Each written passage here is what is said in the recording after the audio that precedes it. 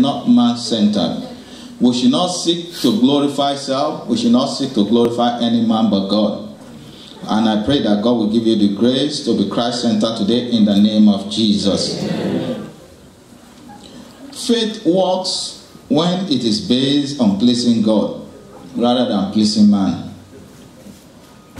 You know, David was not part of the Israelite soldier, but he came and he saw the situation and was vexed in his spirit. What the other soldiers could tolerate, David could not tolerate. He could not tolerate someone dishonoring his God. And that is why he decided that, you know, David never saw defeat in the equation of that battle. And that is the way someone that operates in a concrete faith operates. Defeat is not an option. Victory is always guaranteed as a believer of Christ. When you have godly motivation, you will not even reckon with defeat. You will know that it is my God that is fighting for me. And if God is fighting for you, who can be against you? No matter how tall the Goliath is, he will fall. And I pray that every Goliath that has followed you here today will fall in the name of Jesus. Amen. Our determination is revealed in how we honor our God. The children of Israel, they will say they know their God. But when someone is dishonoring their God in their presence, they were still scared to face this person. And they will tell you they have faith in their God, but they don't have faith to ask this God to back them up to defeat that Goliath. I pray that many of us that are at this level of our spiritual journey, the Lord will open our eyes so that we can understand that we need to call on Him first to fight this battle for us before we call on any friends or any partner. And I pray that God will give us the grace to do that in the name of Jesus. So the first one is godly motivation. Let the motivation for your action be to please God and to honor God. And God will back you up for that in the name of Jesus. The second one is recognition of the battle's nature. You have to recognize the nature of the battle that you are fighting. Many of us don't recognize the nature of the battle that we are fighting. We always look at things in the physical. We don't look deeper into the source of the challenges that we face. And Ephesians 6:12 says, "For we wrestle not against flesh and blood, but against principalities, against powers, against the rulers of the darkness of this world, against spiritual wickedness in high places." Brethren, that is the source of our challenges, of our battles, of our situation. It might look physical, but the physical is backed up by the spiritual. And many times we always take it on the physical level and forget the spiritual aspect of it. But I pray that from today, the Lord will give you the grace to see beyond the physical into the spiritual, and you will overcome in the name of Jesus. Amen. Because in every believer's life, everything is spiritual. You have to spiritualize everything because you have more knowledge than those unbelievers out there. So you should spiritualize everything that is happening in your life so that you can know who to take the battle to and who you need to cry to for help. I pray that God will give you the grace to cry to Him and receive answer by fire in the name of Jesus. Amen. When you look at the story that we read in that 1 Samuel 17, there's a spiritual battle at work in that story. You know, prior to that account, the Bible said that David was anointed by Samuel to take the position of Saul, the current king. The anointing of God was upon him. And devil also knows that he has been anointed to be king. So devil purposely orchestrated David's journey to that battlefield so that God's purpose for his life can be terminated.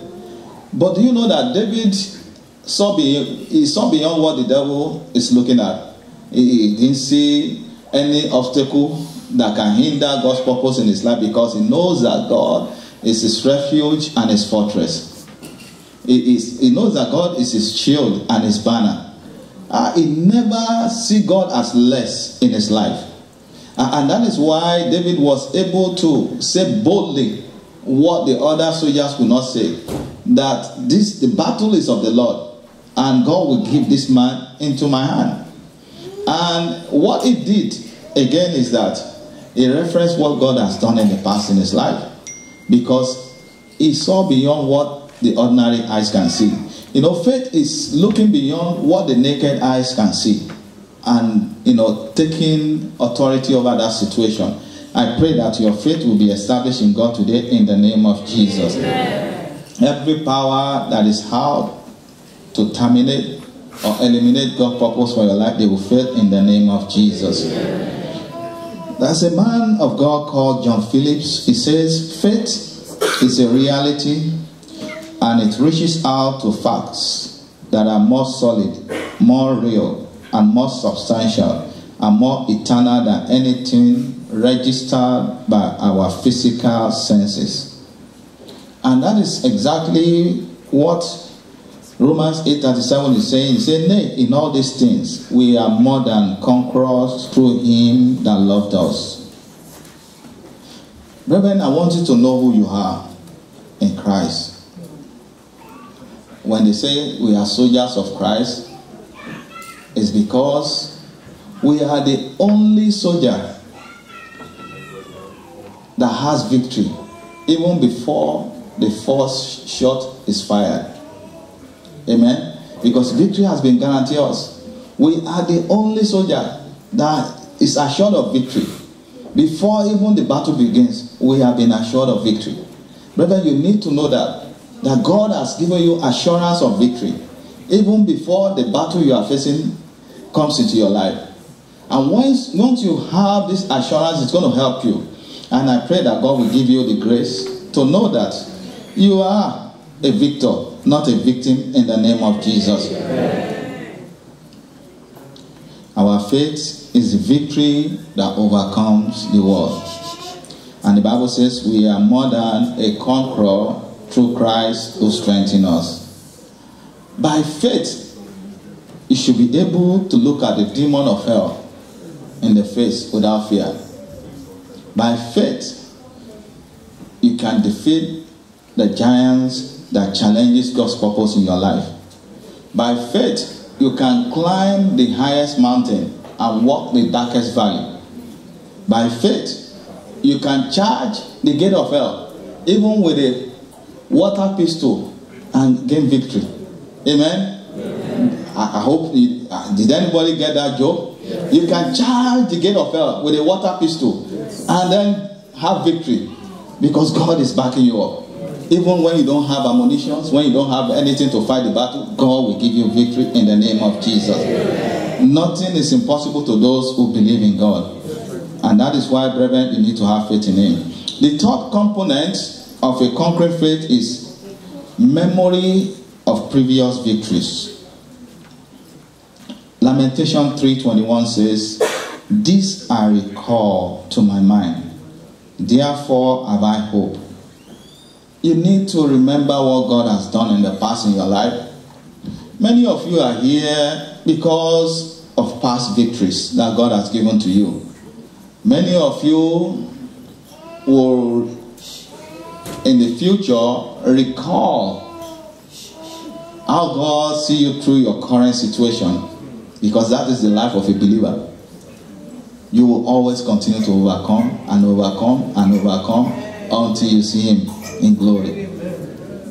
Praise the Lord. So you should be able to reference God's victories, the victories that God has given you in your life. When you look at the story in that 1 Samuel 17, David's confidence was not based on what was happening at the battlefield. Instead, he recalled what the Lord had done before in his life. He recalled how God helped him to fend off the lions and the bear. and he used it as a testimony. And do you know that that is the only testimony that he gave at that battle that changed the mind of the whole soldier to say, okay, let him go. Do you know there was a lot that is at stake in that battle? What is at stake is that if Goliath defeats any man that the Israelites send, the Israelite will be their slave forever. So you can see how someone's testimony changed the mind of the people. It makes them a believer. May your testimony make those around you a believer in the name of Jesus. Because our testimony of what God is doing is very important. Don't keep it to yourself. You don't know how many people you can make a believer in your God by saying this is what God has done. See what the Lord has done. So when you share what God has done, it helps other people in their battle. And I pray that God will give you wonderful testimony about His presence in your life in the name of Jesus. The fourth one, because of our time, I'm just have to, push this. The fourth one is rejection of ungodly counsel. Rejection of ungodly counsel. Psalm 1 verse 1 says, "Blessed is the man that walketh not in the counsel of the ungodly, nor standeth in the ways of sinners, nor sitteth in the seat of the scornful." When you look at this passage, there is something that is very common in the statement that we read in this passage, and that is someone that is associated with these people that this passage is talking about is static, is not moving forward. Amen. Because when you look at it, it said, standing in the ways of sinners, at least is one place, and seated in the seat of the scornful is in one place. There is no motion, there is no movement, there is nothing that is propelling this person forward. And that is why you need to know who you associate with. Because your association with some people will make you static, will keep you in one place, will not allow you to move forward. Because many times when you associate with people who we call NFA, no future ambition, you will see that your life is a replica of their life. Day in, day out, it's the same old story, the same vicious circle you go through. They are not going anywhere, and you will not go anywhere when you associate with them. May that not be your story in the name of Jesus. Amen. When you have friends who don't have value to your life, you need to move forward and look for friends who will have value to your life. When you have friends who don't have a vision of what they want to do in life, you need to move forward and look for those who have a vision. Because sometimes vision can be contagious. Amen? Amen. When you look in America now, you see so many people's vision is so contagious. The reason why America is the richest country is because some people's vision keeps bringing about vision in other people, and all of them keep working at the same pace to change the dynamics of life. The story of our lives are different.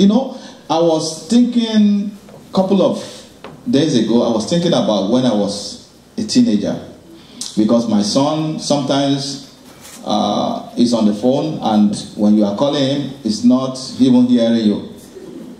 So I was saying to myself, I said, when I was this boy's age, how do we communicate in those days? You have to travel to someone's house to meet the person, and you don't even know whether that person is at home or is not at home. You will waste your money, you will waste your time, you risk yourself, and you get there and the person is not there. I said, how life is so simple today that even before you get out of bed, you are calling the person, "Oh, how are you? Are you home? Are you going to be home? What time are you going to be home?" So you can plan your schedule. I said, this is a generation that life has been good to. And I pray that they will use it wisely in the name of Jesus. Amen. Because it is very important that we let our children understand. Because I tell my son, I said, when I was your age, I don't have phone, nothing called internet, no phone, even TV. When I was young, You have to look for the rich man on your street and go peep through their window to watch Bonanza, to watch all those programs. How many of you pass through that stage? Listen, you are all old, you. Praise the Lord. We are very old people here. Because the younger generation, they don't know anything. They just sit down, they flip the remote, and TV comes up. They don't even know what we have passed through. You know, and that is life, because some people's vision is making life easier for those that are coming. I pray that God will give us vision that will impact our generations and generations to come in the name of Jesus. So, and that is why you have to know who you associate with, because ungodly counsel can limit God's purpose in your life. Do you know that there are two people that sowed the seed of negativity in the life of David at that battlefield? The first one was his brother. The brother said, oh, you are here because of your mischief, because the brother is envious, because David was anointed over him to be king over Israel, and he didn't forget that. So he was looking for an excuse to discourage him and said, you have come here with your mischief. And David said, what is the problem? I saw a cause. All of you are afraid of this man, and I'm not afraid of him. Is there a problem there? Amen? So every time someone speaks negativity into your life, counter it with positivity. Because when you counter it with positivity, you will see where God is leading you. And it will boost your courage and confidence. And it will discourage the person, because the person has not accomplished his purpose that he set out to do. The second person that we're about to discourage David is the king himself. They call you a king over a nation, and you are on the battlefield for weeks, days, and someone is harassing you, is harassing your people, is tormenting you, is cursing your God. And someone came and said, King, I can deal with this guy. And he said, oh, you know, this man you want to go and meet has been a fighter all his life. He's a man of war. And you are just a small boy, a shepherd boy. What can you do with this man? We that we have been fighting battles, we are scared to confront him. How much more you? Age is not wisdom. Amen? Age is not wisdom. And age does not mean that someone has a better vision than you have. And that is why sometimes, especially where we come from, because of our culture, we tend to respect a lot of people that are older than us, and we tend to listen to them. But brethren, I want you to know that if God has given you a vision, whatever any older person says is nothing compared to the vision that God has given to you. You need to follow the vision that God has given to you and ask God to back you up. Because many times you see people, they are derailed from God's purpose for their life because they listen to wrong counsel. If David had listened to the king and said, well, it's true, king, you yourself, you can't even face this man, so who am I to face him? Then they will still be in the same position. But David refused to listen to the king. The Bible said he told the king his testimony. He made a believer out of the king. That the king answered, okay, you can go. Now, let me give you my weapon so it can be easy for you to deal with this guy. And he took the weapon and said, you know what? I don't need this. I don't fight with this, because this is not what my God will use to defeat this man.